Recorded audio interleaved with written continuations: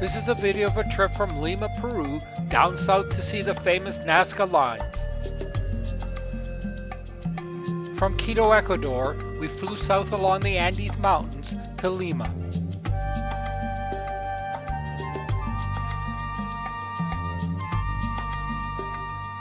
In Lima, we stayed in the suburb of Miraflores. The coast there was a hubbub of activity ranging from surfing to parasailing from the high sea cliffs, with their steady breeze coming off the ocean.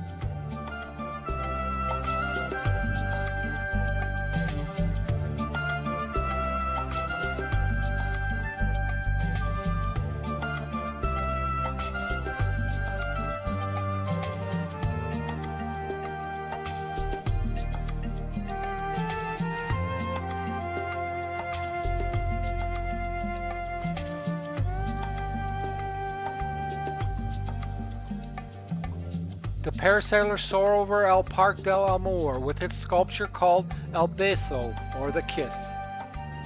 An inexpensive taxi ride soon saw us in central Lima with its colonial-era architecture that surrounds the Plaza de Armas.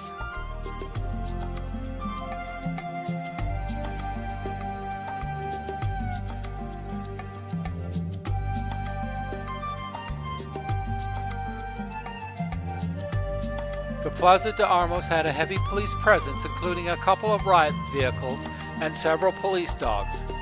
The Plaza de Armas is the core of the city, having been sited by the conquistador Francisco Pizarro in 1535 when he founded the city of Lima. The plaza is surrounded by all the major colonial buildings, including the Presidential Palace, Cathedral of Lima, Bishop's Palace of Lima, and the City Hall.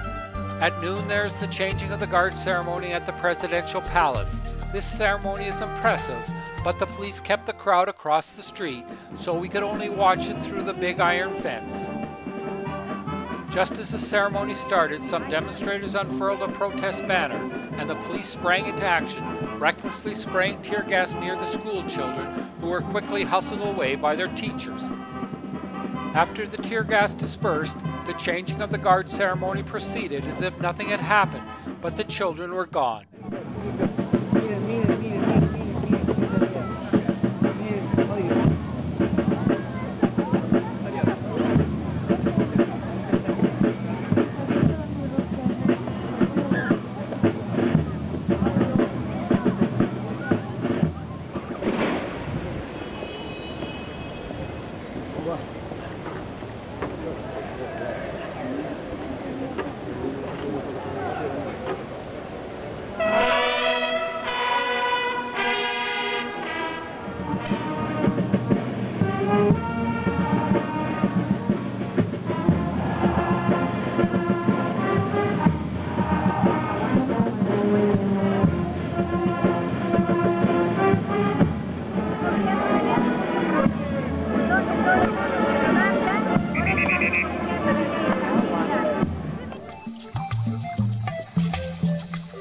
The Miraflores district has some interesting sights to see at night.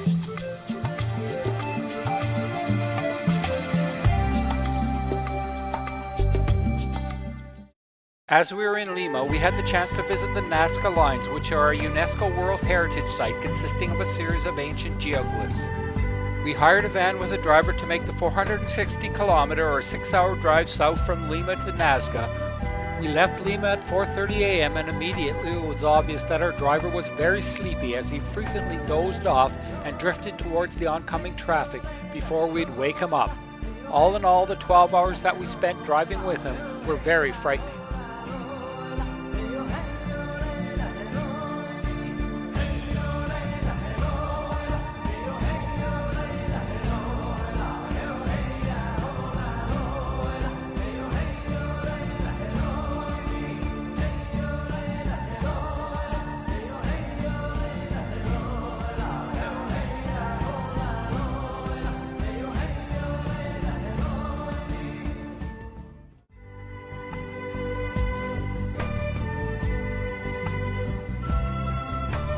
After the harrowing 6-hour drive, we arrived at the Nazca Plain with its famous lines and walked about to see the lines at ground level.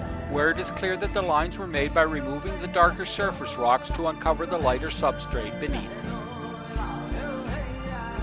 Leaving the lines, we are soon in the town of Nazca itself and proceeded to its nearby small airport, where a fleet of small planes with a less than stellar safety record provides sightseeing flights. The sand mountain named Cerro Blanco at 2,100 meters towers over Nazca. At the Nazca airport, we boarded a small plane for a sightseeing flight over the Nazca Lines. The sightseeing flight over the Nazca Lines lasted for 30 minutes, during which we flew over most of the famous ancient geoglyphs. The Nazca Lines entered my consciousness in 1968, having read Eric von Daniken's best-selling book named Chariot of the Gods, wherein he famously claimed that the Nazca Lines were runways used by extraterrestrial spaceships. Since then, I'd always wanted to see the Nazca Lines in person.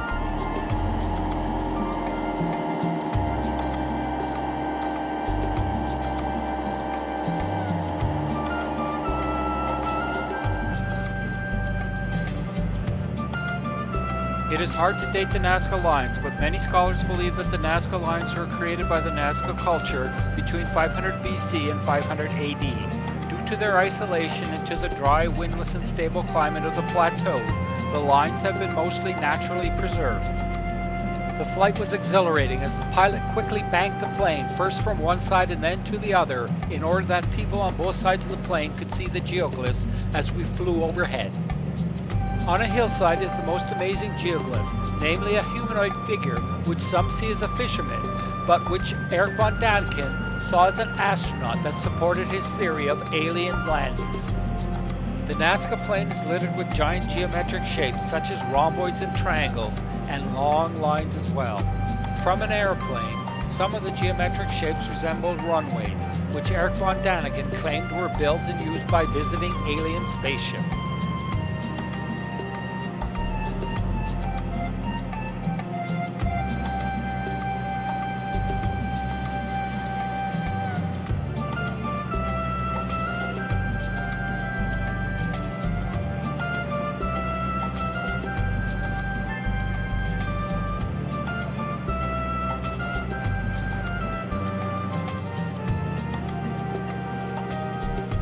Our trip to see the Nazca Lines fulfilled a dream, but the drive down and back was unnecessarily risky because of the sleepy driver. Take me somewhere nice, to some tired island in your heart called paradise.